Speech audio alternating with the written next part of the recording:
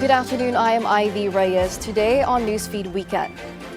Britain's King Charles and members of the royal family paid tribute to the victims of the deadly Air India plane crash, wearing black armbands during this year's Tripping the Color military parade.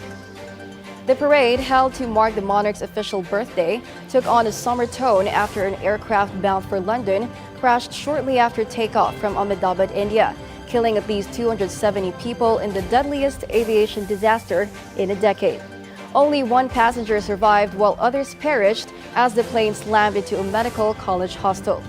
A minute of silence was observed following King Charles's inspection of the troops. According to Buckingham Palace, the king requested the changes as a mark of respect for the lives lost, the families in mourning, and all the communities affected by this awful tragedy.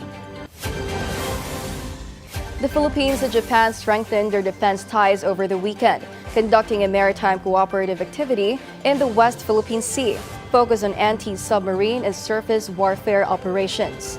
The joint drill comes nearly a year after the two countries held their first MCA, and just days after Japan's National Diet ratified the reciprocal access agreement with the country. The newly commissioned BRP Malvar and a guided missile frigate participated alongside Japanese destroyer JS Takanami as the two navies conducted a range of training exercises, including anti-surface warfare, cross-deck landings, and division tactics drills. The activity concluded with a photo exercise and a traditional salute between the two navies. Vice President Sara Duterte extended her Father's Day greetings to her detained father, former President Rodrigo Duterte, expressing her hopes that he is happy and proud of his children despite their current situation. In a statement, the Office of the Vice President released her Father's Day message to all fathers and father figures, recognizing their sacrifice, hard work, and guidance. She thanked them for providing security, discipline, and inspiration to children, and wished success to every father who continues to support their family through hardships. Magandang araw sa inyo lahat. Maligayang araw ng mga ama sa lahat ng tatay, papa, itay at sa mga lahat ng taong nagsisilbing haligi ng tahanan at pinagmumulan ng lakas at tibay ng bawat isa.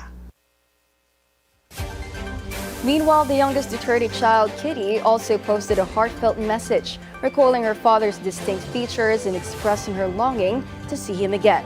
Her post ended with a simple yet emotional greeting, "Happy Dad's Day."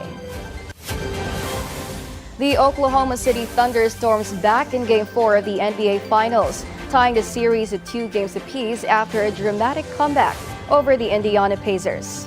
Down by 10 late in the third quarter and trailing by 7 heading into the final frame, the Thunder rallied behind MVP Shai Gilgeous-Alexander to seal a 111-104 victory. Gilgeous-Alexander took over down the stretch, scoring 8 straight points in the final 3 minutes, while the Pacers scored scoreless during that span.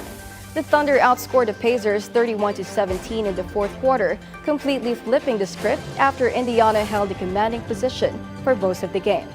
Now the series returns to Oklahoma City for a crucial Game 5.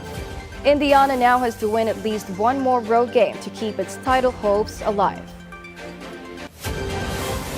History and hometown pride intersected in Chicago over the weekend as newly elected Pope Leo, the first ever American pontiff, sent a special message to thousands of fans attending a Catholic Mass in his honor, held at none other than the home of his beloved White Sox. In a 7-minute video message shown on the Rate Field Jumbotron, the Southside native urged Chicago citizens to set aside egotism and spread hope, his words delivered with a touch of a hometown accent. Saturday's event, organized by the Chicago Archdiocese, included nuns, priests, families, and Sox jerseys, and even hawkers selling the Pope caps. It opened with Peru's national anthem, a nod to Pope Leo's years as a missionary, followed by the U.S. anthem performed by a high school choir. The Pope's family was in attendance, while earlier in the week, the pontiff was seen wearing a White Sox cap in St. Peter's Square. With the White Sox struggling this season, fans are hoping that the papal blessing gives the team a little divine boost. And those are the news at this hour. I am Ivy Reyes. We'll be back at 6 p.m. with more updates. Stay tuned to Billionaire News Channel on Free TV, Channel 31, Channel 24 on Cignal, 74 on Converge, Samsung TV Plus, and on our website bnc.ph. Thanks for watching.